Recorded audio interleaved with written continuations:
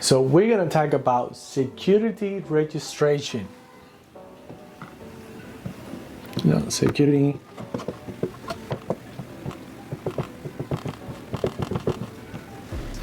Okay, extremely important topic. And you might be wondering, what the hell is security registration? Let me explain. Before you take a loan, the first things that you need to do, before you start applying, before you even call the banker or financial provider, whoever you're working with, I want you to go to your Secretary of State website and do a UCC search. Let me give you a real example that happened to me with one of my clients. My client had a loan back in 2019. It was happens to be a cash advance. She paid it off just fine.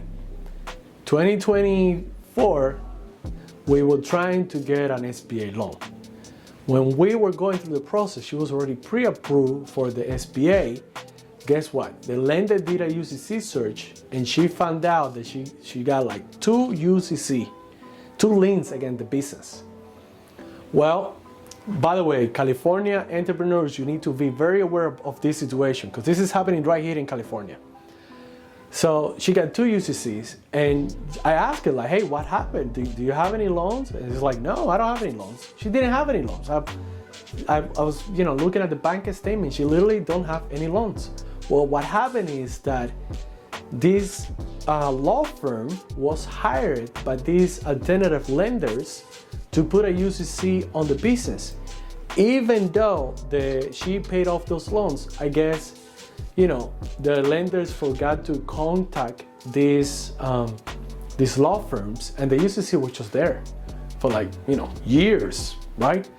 So you can only imagine when we try to contact this law firm, well, guess what they say? Oh, it's gonna take between 7 to 10 business days to remove that UCC. We already went through a whole 2 months of paperwork. Now to wait another 10 days for this law firm to remove the UCC from something that I was paid 5 years ago.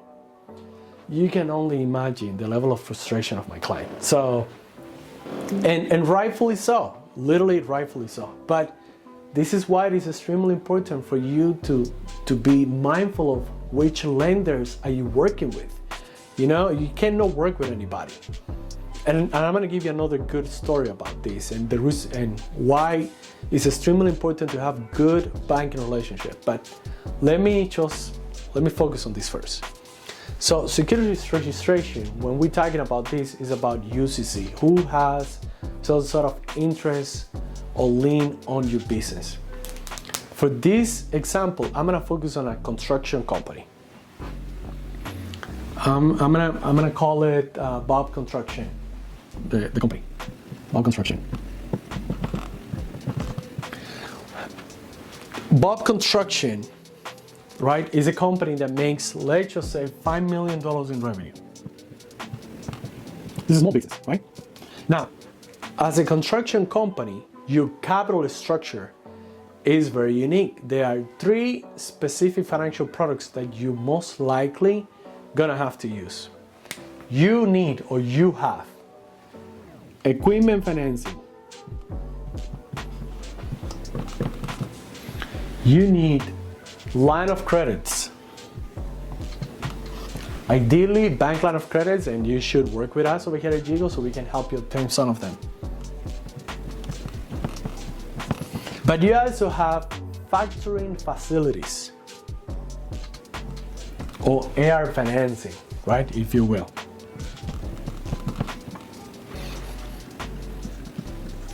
I'm gonna keep it very simple, right? So you have three financial products. I'm gonna use my mini bat over here. Equipment financing, line of credits, and factoring facility. Each one of them would have specifically different UCCs. And this is where security registration is extremely important, because who has an UCC on your business would determine literally if you get access to capital or not, or the pricing of that access to capital. Real example, let's say that they already achieved the $1 million in revenue. They haven't reached that 5 million, but $1 million in revenue, so now they are expanding. If you have this line of credit and you have it with a national bank, well, guess what? The national bank has something that is called floating charges, which is in the General Security Agreement. Technically, what they're saying is, okay, we have a line of credit, but all of your assets, in case that you default, belong to us. All of them. Equipment, any contract that you have, that's our collateral right there. So it's a blanket lien in all of your collateral. So now you go to buy equipment, and maybe you're trying to get that equipment through the same bank, but the bank say, hey, cannot do. So we can't approve you for that equipment that you're trying to buy, which is $200,000. Now you're trying to go outside to another lender, but you have good credit, you are profitable, right? That other lender, what it's saying is, hey, you know what? We can't give you that equipment loan because we want to be first position. So what do? Because the first position is that national bank.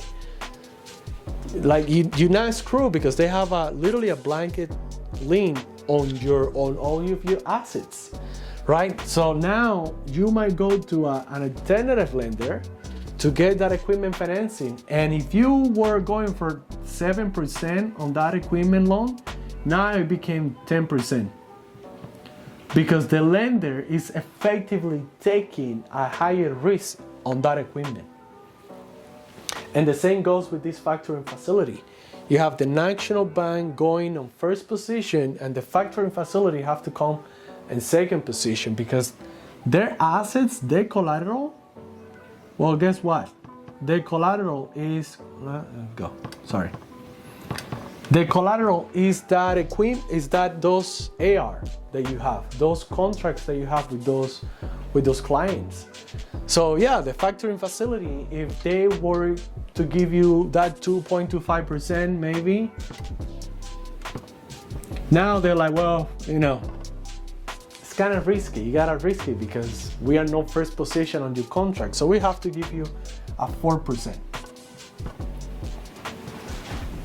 So now your cost of capitals went up because this national bank, to have a line of credit that is usually for $100,000, right? If you're lucky, remember you are $1 million, you haven't reached that $5 million. If you're lucky, $100,000, which is not helping you because maybe you have a contract that is which is for $1 million. You just got a new contract for $1 million. Do you think that $100,000 will do a lot for you? It won't.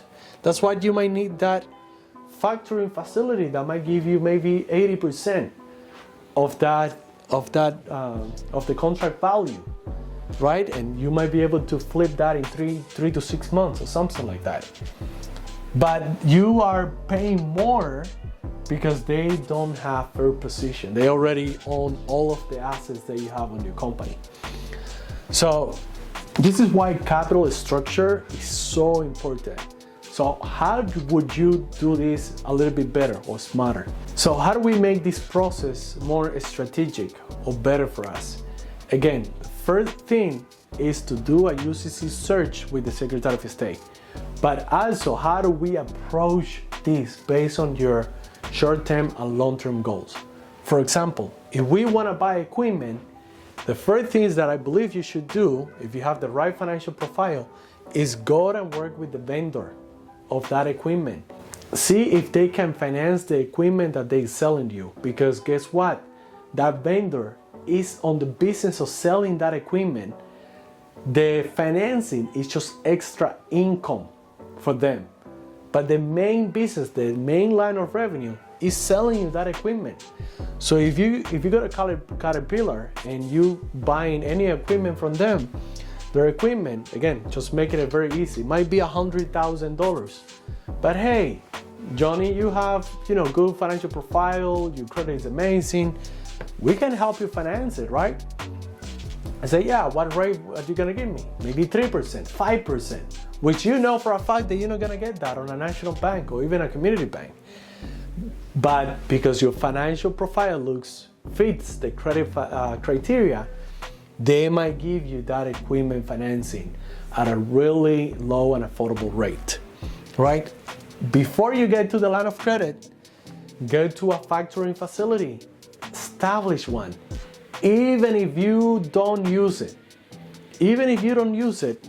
get that factoring facility in place. And this is where you're gonna start negotiating with that factoring facility. Number one, I have it, but I don't want to have a minimum on an annual basis with you. I don't want it. Or if I do, it has to be minimum, maybe $100,000 that you might wanna use them, right? And again, you're just building that relationship. And as you grow and you have been paying them on time, then you're gonna start leveraging that financial relationship. Like, hey, listen, I'm at 4% maybe that first year, or maybe at 5% because I'm only factoring $100,000.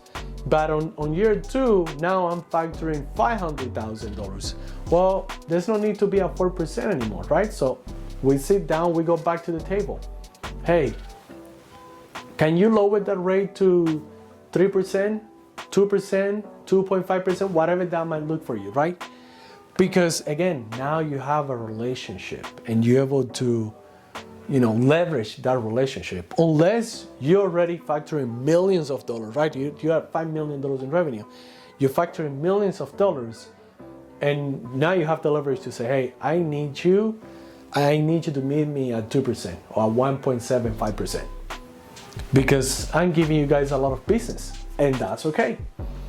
So after you have these in place, again, this is all a negotiation that you should do with the lender. And that equipment financing with those vendors, they comes the line of credit. You can do it with a national bank, but I always recommend doing it with local community banks or regional banks where you might have more leverages.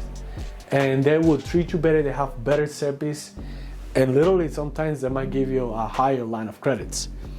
And that's where they come in place, right? Because now you have the factoring facility in place that can help you with those big contracts. Now you have equipment financing with those vendors that can help you. And now you have a line of credit to close the funding gap. Meaning that if this factoring facility is becoming a little bit pricey, you already have that line of credit, which is usually for, they have term for 3 to 5 years, even though you still have to pay it off in 1 year. But the rate over here is about maybe 10, 11%, 12% on an annual basis, where your factoring facility might be at 20%. Again, it's just being strategic about your capital structure and making sure that you have the right relationships with the right financial providers. My name is Josmel Gutierrez. I'm the Strategic Banking Ally, and I really hope you have a very profitable day. See ya.